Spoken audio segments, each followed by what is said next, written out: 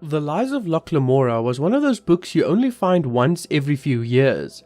It was an incredible read with strong characters, a vivid and fleshed out world, and a very well-paced plot. So when I had the chance to read the sequel, Red Seas Under Red Skies, you can bet I was incredibly excited to give it a go.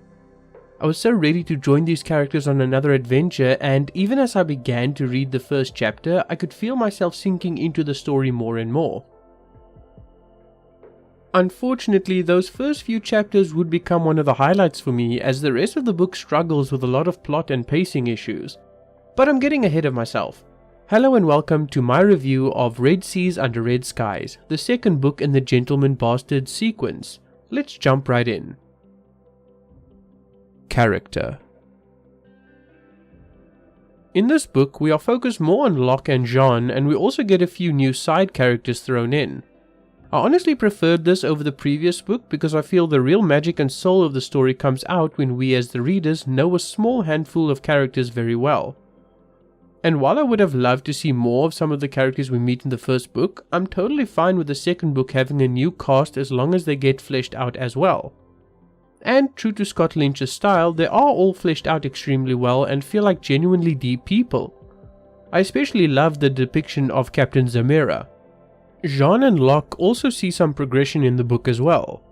They get into fights with each other, make up, joke and laugh, then fight again. It feels like we're seeing the real interpersonal dynamic between friends here, and I really enjoyed it. Locke and Jean both grew as characters in this book and both had their own unique personalities fleshed out even more. Overall, I'd give the characters a solid 7 out of 10. A bit lower than the first book, but that's to be expected with characters you already know. In the first book, Mr. Lynch did a great job of introducing the characters, and here he did a good job of continuing to flesh them out. Plot. And this is where things start going a bit downhill and where we see why many people aren't huge fans of the second book. Now, don't get me wrong, I'm not saying the plot is boring or poorly executed or anything. I do, however, have my own issues with it. Without getting into spoilers, the second book focuses on Locke and Jean having to become pirates in order to fulfill a contract they were forced into. Now, I love pirate stories. It's one of those story tropes that I will just never get tired of, and I'm always on the edge of my seat when those elements show up. So the issue is not there. The issue is that it seems like Scott Lynch wanted to set up a conflict that forced the two men to become pirates for this book, but couldn't think of a way to tie that into the actual pirates in the story. So the men become pirates because of a contract they're in, and through the book we see them become capable pirates in their own right. But then during the final confrontation where they're face to face with the enemy and executing one of their crazy plans to win, it has nothing to do with the pirates.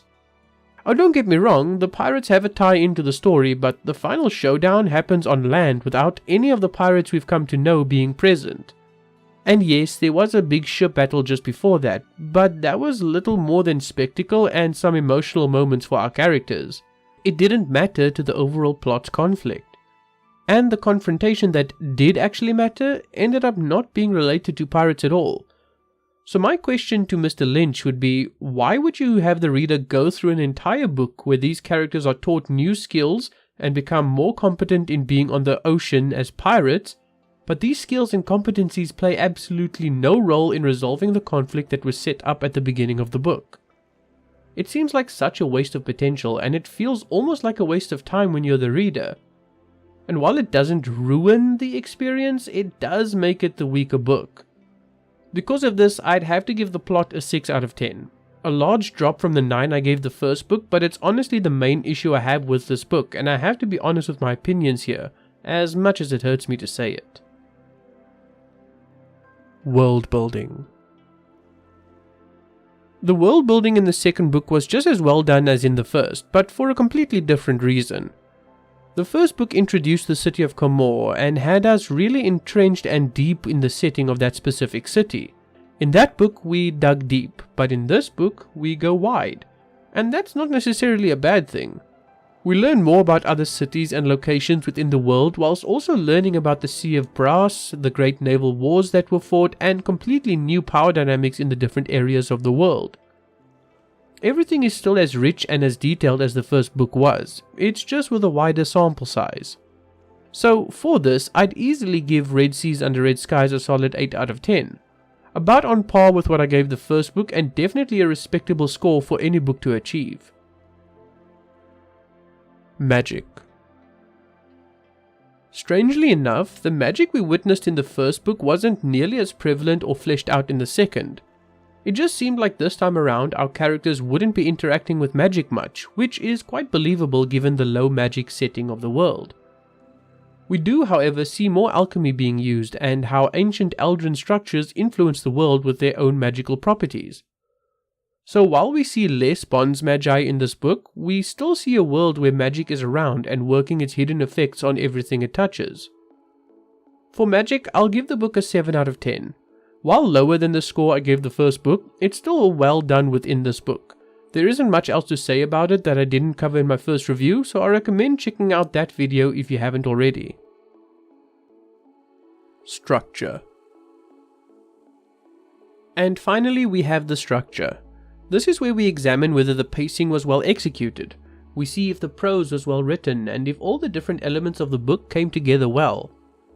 As far as the prose goes, everything is still top notch with this book. Scott Lynch's prose was still very well done and enjoyable to read.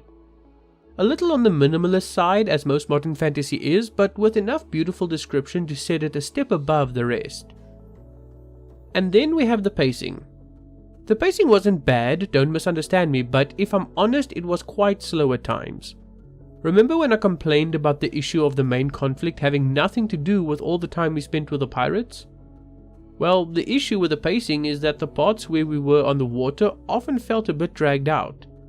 Now, at the time, that just didn't bother me as much since it kind of fit the slow pace across the ocean, but thinking back on it, I can see how some of these sections were plodding and slow, and at times it did feel like whole parts could have been taken out of the book without much suffering. And the different parts of the book all came together quite well despite the issues I have. Other than the pirates feeling disconnected with the other parts of the story, I think that Scott Lynch still managed to structure the book well and make all the different parts work together. So with all of that said, I'll give the structure a 7 out of 10.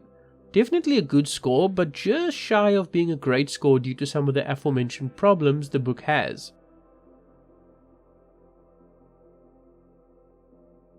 Red Seas Under Red Skies is a book that could have been so much better had some of these issues I mentioned been addressed in the editing process. By no means is it a bad book, but it has some rough edges that need sanding down. If the third book ends up being a better book, then this one will likely just be a case of typical middle book syndrome. But I haven't read it yet, so we'll have to see. For now though, I will give this entry in the Gentleman Bastard sequence an overall score of 7 out of 10. A definite step down from the 8.2 I gave the first book, but it's a solid book in my opinion. If you enjoyed the first, you'll still enjoy the second, unless you're some kind of monster who hates pirate stories, of course. Now, I do understand that the issues that I've mentioned will be a deal breaker for some, and it was almost for me. Having large sections of the book make no difference to the overall conflict at the end of the book can be a huge issue, and it is a lot of the time. I just think that Scott Lynch managed to pull it off just well enough for it not to bother me as much. I still enjoyed the overall book, but I definitely have issues with the plot and how he mixed two plots but just didn't end up blending them together well. Other than that, it's still a solid book and I would definitely recommend it to anyone who's read the first. But anyway, that has been it from me for today, guys. Thank you very much for watching. My name has been Raven and I will see you all next time. Take care, everyone.